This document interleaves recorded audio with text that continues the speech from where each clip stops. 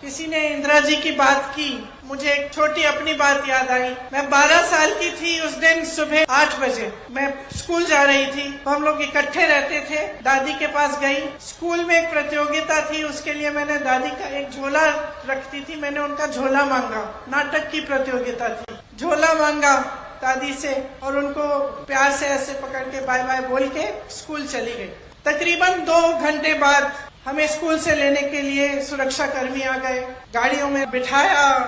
काफी इतने सारे सुरक्षा कर्मी मैंने जीवन में नहीं देखे थे। अचानक हमें घर ले गए। हमें मालूम नहीं था, राहुल को और मुझे, कि क्या हुआ। मैं 12 साल की थी, वो 14 साल का था। घर आए, गाड़ी से उतरे तो जमीन पे खून के बड़े बड़े धब्बे थे। उस समय हमें मालूम नहीं था कि हमारी दादी का खून था जो उस मिट्टी में मिल चुका था। अंदर गए, माता पिता नहीं थे।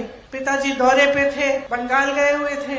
माताजी दादी को लेकर अस्पताल गई हुई थी। जब अंदर गए और पता चला कि दादी की हत्या की गई है तो एक अजीब सा भय, अजीब सा दुख मन में जागा और ऐसे लगा कि क्या अगले दिन सुबह हो भी सकती है कि हमारी दादी, जो सिर्फ हमारी दादी नहीं थी लेकिन एक महान शख्सियत थी, क्या उनको इस तरह से कोई खत्म भी कर सकता है और इतनी हिंसा से। और अक्सर मैं सोचती हूँ कि इतनी हिंसक घटना घटी हमारे साथ। हमारी दादी माँ समान थी हमारे, लेकिन कैसी देशभक्ति की भावना उन्होंने हमारे दिलों में डाली होगी कि 1 सेकंड के लिए, 1 मिनट के लिए हमारी इस देश में आस्था नहीं टूटी।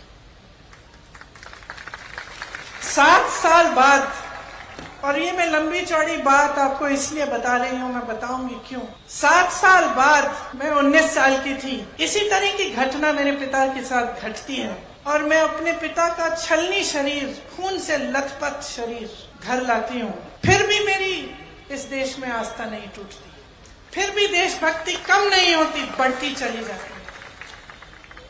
कैसी भावना होगी उन लोगों के दिल में कि हम बच्चों में उन्होंने ऐसी देशभक्ति की भावना डाल दी कि तब से लेकर अब तक ये टूट नहीं पाई।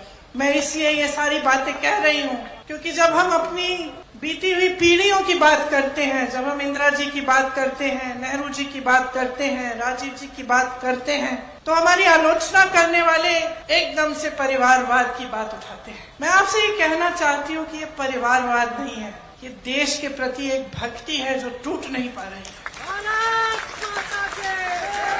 और ये कुछ भी कह लें, कुछ भी कर लें, ये आस्था कभी नहीं तोड़ पाएंगे, ये देशभक्ति कभी नहीं तोड़